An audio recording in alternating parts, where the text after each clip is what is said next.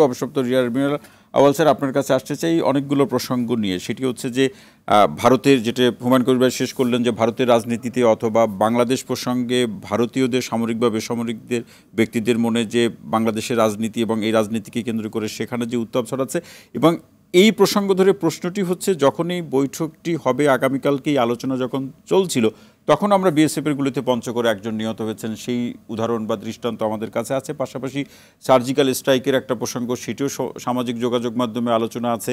একজন পশ্চিমবঙ্গের একজন নেতা জাতিসংঘকে শান্তিরক্ষী বাহিনী পাঠানোর একটা প্রসঙ্গ আছে, আমদানি রপ্তানি বন্ধ করে দিবেন এরকমও এক প্রসঙ্গ বললেন একজন নেতা।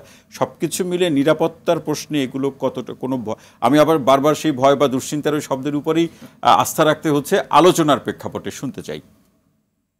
ধন্যবাদ। আমরা যদি ওই ভারত বাংলাদেশ সম্পর্কের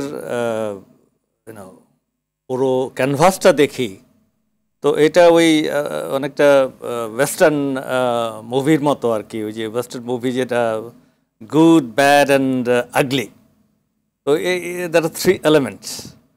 গুড হচ্ছে যে এটা আমাদের একটা ঐতিহাসিকভাবে একটা সম্পর্ক আমাদের ছিল, মুক্তিযুদ্ধের ভিতর দিয়ে হয়েছিল, আমাদের 1 কোটি লোক আশ্রয় নিয়েছিল, ভেরি গুড। ইয়ে করি ব্যাড হয়ে গেল আপনার যখন সীমান্ত হত্যা শুরু হলো বিভিন্ন সময়ে, আরও বিভিন্ন ধরনের আর এখন যেটা হচ্ছে দিস ইজ আগলি। তো এই যে ওই মুভির মতো একটা অবস্থা আমাদের হয়ে গেছে, তো এটা থেকে আমাদেরকে বেরিয়ে আসতে হবে। কারণ ওই media, social media and also other media, এদের যে হাইপ, এটা তো মানে দ্যাট ইজ আনপ্রেসিডেন্টেড একটা হিসাব। আমি যেটা দেখলাম ভারতের 49 মিডিয়া তারা এই প্রচারণাগুলো চালাচ্ছে। তো এইটা অপপ্রচার চালাচ্ছে, যেটা তো this is it never happened. আর টেকনোলজি এই সোশ্যাল মিডিয়াতে it has added another dimension. আগে তো আপনার যেটা ছিল, আমরা যখন জুনিয়র অফিসার ছিলাম ওই বিভিন্ন ইন্টেলিজেন্স কোর্সে, তো থ্রেড যেটা থাকতো সেটা হলো 3-pronged অ্যাটাক, যেটা বলে আপনার ওই এসপিওনেজ, স্যাবোটেজ অ্যান্ড সাবভার্সন। এগুলো and these are done by the intelligence agencies and তারা গোপনেই করতো এইটা। বাট এখন তো দ্য মিডিয়া, দ্য সোসাইটি, সবাই এটার ভিতরে জড়িত হয়ে গেছে। Anybody can give a comment, anybody can upload a video. তো এটার তো যে ব্যাপ্তি, it has gone out of guardrail. এখন আর এটার কোনো গার্ড রেল নাই, সীমানা নেই, কোনো সীমানা নাই। আর এটার আপনার যে এটাকে আপনি কাউন্টার করবেন সেটার স্ট্র্যাটেজি থাকবে। ইনফরমেশন মিনিস্ট্রি বা আমাদের যে সমস্ত থিঙ্ক ট্যাঙ্ক আছে তারা দেখবে এটাকে কি করা যায়। বাট এটা ইজ এ লুজিং ওয়ার। এটা কারোর পক্ষেই এগুলোকে বিট বাই বিট কাউন্টার করা সেটা সব না। তো আমরা মুদ্রা কথায় আসি। যেমন পশ্চিমবঙ্গের প্রধানমন্ত্রী যেটা বলেছেন, মুখ্যমন্ত্রী যেটা বলেছেন, বাংলাদেশে শান্তিরক্ষী বাহিনী নিয়োগ করা, এটা আমার মনে হয় মানে উনি নিজেকে একটা হাসির পাত্র হিসাবে করেছেন। বিকজ আপনার আমরা তো we are the global piece keeper. তো পিস কিপিং কেন হয়, কিভাবে হয় আমরা জানি। তো এটা একটা খুবই একটা হালকা এবং একটা কৌতুবোধ ভারতীয় কিছু রাজনীতিক এটার সমালোচনা করেছেন। তো এটা উই ক্যান জাস্ট ডিসমিস। আবার আমদানি রপ্তানি বন্ধ করে দেবেন এই কথাও কোনো রাজনৈতিক নেতা বলছেন। সেটা আপনার এটা বলতে গিয়ে একজন গ্রেফতারও হয়েছেন। না, সেটা হতে পারে, বাট যেটা হচ্ছে যে $14 বিলিয়ন একটা বাজার, আর আমরা পাঠাই মাত্র $2 বিলিয়ন। তো এখানে তো তাদের স্বার্থতা তো দেখতে হবে। যেমন ট্যুরিজমের ক্ষেত্রে একটা হিসাব যেটা আমি দেখলাম, এই আগস্ট পর্যন্ত যে there are 5 countries, 1, 2, 3, 4, 5, Bangladesh is the top.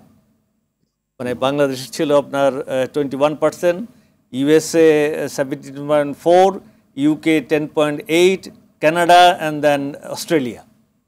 এটা হচ্ছে আগস্ট পর্যন্ত হিসাব। বাংলাদেশ সবার উপরে ছিল।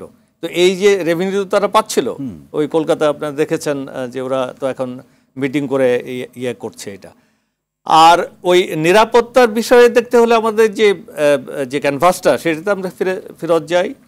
ওই ভারতীয় প্রধানমন্ত্রী উনি বলেছিলেন, যেটা ভারতীয় হাই কমিশনার উনিও তার বক্তৃতায় এটা রিপিট করেছেন, যে বাংলাদেশের পজিশনটা হচ্ছে তাদের দৃষ্টি থেকে যে এটা একটা বাংলাদেশের the confluence of Indian act east policy, then আপনার তাদের একটা ওই ইন্ডিয়ান ওশনের জন্য একটা ভিশন আছে, SAGAR security and growth for all in the region, আরেকটা হচ্ছে ইন্দো প্যাসিফিক আউটলুক। এই তিনটার কনফ্লুয়েন্সে হচ্ছে বাংলাদেশের অবস্থান। তো এই একটা এত গুরুত্বপূর্ণ একটা যে মানে দ্বিপাক্ষিক এবং আঞ্চলিক একটা সম্পর্ক, যেটার সাথে নর্থ ইস্টের যে 7 সিস্টার্স তার যে অর্থনৈতিক ব্যবস্থাপনা, নিরাপত্তা ব্যবস্থাপনা সব কিছু জড়িত। তো এখানে আমার মনে হয় না কারোরই এটা চিন্তা করা উচিত যে বাংলাদেশকে আক্রমণ করবে। It is out of question. এই প্রসঙ্গে ভারতকে নতুন করে এভাবে ভাবাচ্ছে কিনা, এবং সেই ভাবনাটা খুব সহজ না, গভীরভাবে, যে এই 5ই আগস্টের পরে বাংলাদেশের সাথে পাকিস্তানের সম্পর্ক, জাহাজ আসলো কি আসলো না আসলো সেটা তো প্রসঙ্গ ব্যাপার, জাহাজ আসলো এই খবরগুলো, বা এরকম খবরও শোনা যাচ্ছে যে অস্ত্র কেনা হবে কি হবে না, এই ধরনের নানা ধরনের খবর শোনা যাচ্ছে। এগুলো কি ভারতকে ভাবাচ্ছে? ভাবাতে পারে।